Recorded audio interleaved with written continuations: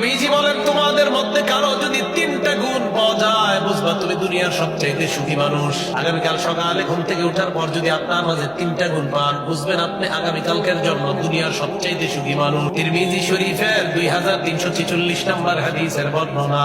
নবীজি সাল্লাল্লাহু আলাইহি ওয়াসাল্লাম বলেন মান আসবাহা মিনকুমুল ইয়াওমা আমিনান ফি সিরবিহি। তোমাদের কোন ব্যক্তি যদি সকাল এমন অবস্থায় হয়, ওই ব্যক্তির সকালটা যদি পরিবার নিয়ে ভালো আছে এমন অবস্থায় হয়। 1 নম্বর, সকালবেলা ঘুম থেকে উঠে দেখছেন আপনি আপনার পরিবার নিয়ে খুব খুশি আছেন, সুখে আছেন।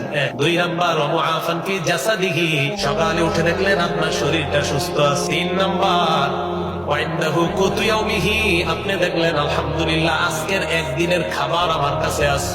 নবীজি বলেন ফাকান্নামা হিজাত লাহুদ দুনিয়া, ওই ব্যক্তির জন্য কেমন যেন দুনিয়ার সব কল্যাণ একত্রিত করা হয়েছে। সুখী মানুষ 3 গুণ।